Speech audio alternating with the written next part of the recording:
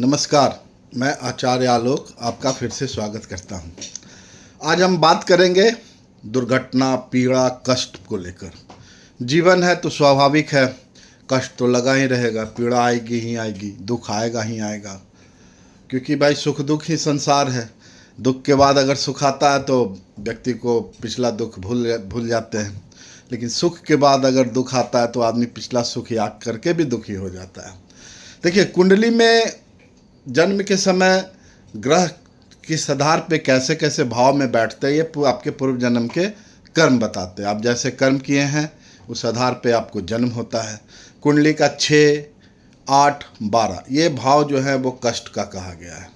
अब कष्ट तो भाई बहुत तरह का, रोग भी कष्ट है, ऋण भी कष्ट है, शत्रु भी कष्ट है, दुर्घटना हो जाना कष्ट है, रोग हो जाना कष्ट है, आय से अधिक व्यय हो जाना कष्ट है, अगर आप किसी जगह दूसरे जगह चले गए वो भी कष्ट है, बंधन आपका कष्ट है, जेल यात्रा कष्ट है, लिटिगेशन में फंस जाना कष्ट है, अपने प्रिय जनों से दूर हो जाना कष्ट है, किसी न किसी रूप से अगर मानसिक सुख नहीं मिल रही है तो वो कष्ट की श्रेणी में ही आता है। मन से सुखी होना कष्ट से मुक्त कर देता। बाहरी कष्ट अगर है, मन अगर आपका खुश है तो कष्ट का प्रभाव उतना नहीं पड़ता।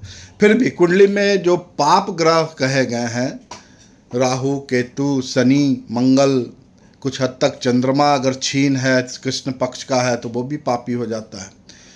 ग्रह अगर बकरी हो जाते हैं और पाप प्रभाव में आ जाते हैं तो भी वो बुरा फल करते हैं।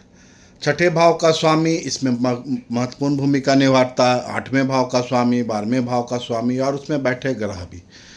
इस तरह से अगर आप अपनी कुंडली का विवेचन करते हैं तो आपको आने वाले कष्ट के बारे में जानकारी मिल जाती है। एक सिंपल सा 2-3 सूत्र में बता रहा हूँ, जिसे आप देखें। अगर है तो आपको कुछ न कुछ आपको नुकसान करेगा ही करेगा।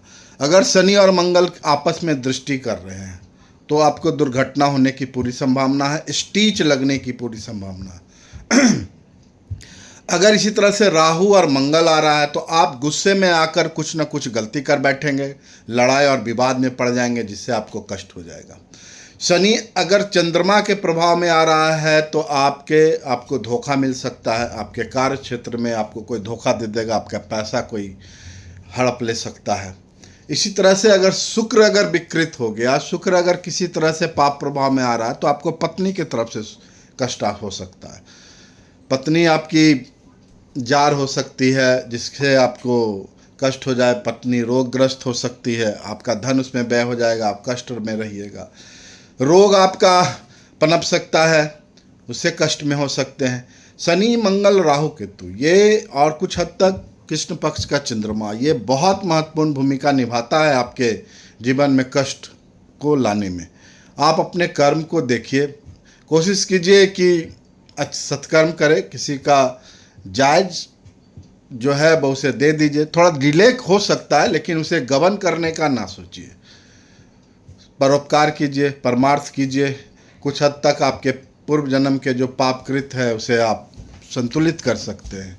उपाय यही है, ग्रहों को यूटिलाइज कर लेने से भी आपके कष्ट में कमी आ सकती है।